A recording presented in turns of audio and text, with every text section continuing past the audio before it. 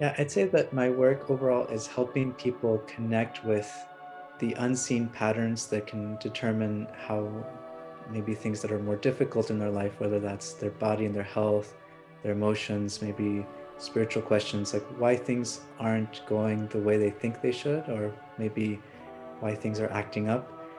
So all the different modalities I've studied, including Chinese medicine, Japanese acupuncture, um, energy healing, astrology, give different lenses that put together this picture of how are you as a person right now? What is it that might not be working right? And how can we get that to be in harmony? Whether it's in the body, oh, this channel is actually not firing the right way. We need to do something, give it herbs to make it work right.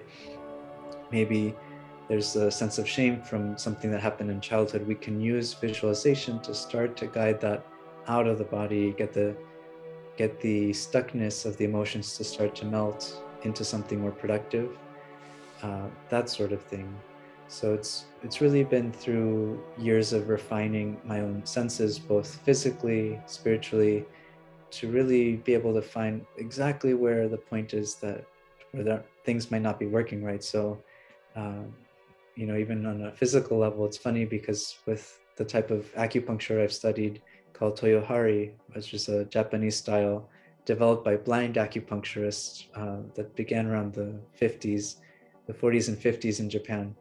They basically, you go to trainings and they say, oh, the point, it's you show the teacher, you say the point's here, and they're like, no, the point's actually just there, like 1 millimeter down, and you're like, how can that be? And then you feel it and you're like, oh yeah, that does feel different, it's way more alive here than there.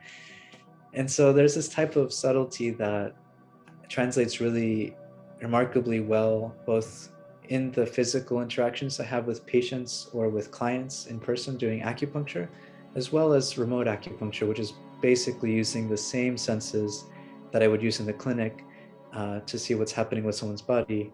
But I do that from a distance. And, for the first little bit, I wasn't sure if it would work. Over the years now, I've found that it's highly effective and we can do a lot, whether it's through visualization and intention, or through guiding someone through acupressure, how to engage the body in a way that will regulate in a more positive, beneficial way. And so there's lots of things we can do once we tap into that, that almost like you're connecting with the energy of the body, almost like an energy grid or like electricity. And you're like, once you tap into that system, there's a lot you can perceive, and then from there you can change in the positive way. One experience towards the end of a training where someone was laying down and someone else was needling the model, and I was standing maybe, I don't know, 5 feet away from the person. And even though I wasn't touching the person, feeling their pulse or feeling, there's lots of ways we can get feedback of how the body's doing and if the body likes or doesn't like the treatment.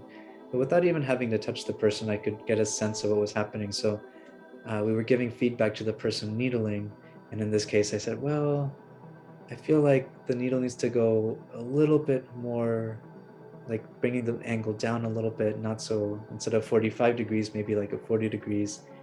And as soon as she did that, I could feel from across the room, I could feel that the person's body relaxed, that breathing was getting better.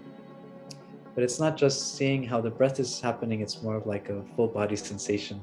And so I was thinking, well, if you can do that from 5 feet away, can you do it from 20 feet away, 1,000 feet away, miles away? And the answer is that yes, you can. It takes a little bit more time to practice that, to cultivate that. But over the years now, I've been able to get a refined sense of, oh, well, if this is helpful, I should be able to get a sense in my body. And that's basically how I do the remote type of healing modalities. We focus on a particular point, and most of the time I'm doing all the work, getting the right type of attention to that point. But then basically just observing it, having a healing intention for that point, it starts to open the channel, starts to influence the body in a helpful way. And so because of that, I've worked with people who are in different parts of the world even, and it still brings about a positive change to their body, because once you know how to find that feedback and once you know how to interact with the body on that subtle level, it's easy to transmit that healing effect even from far away.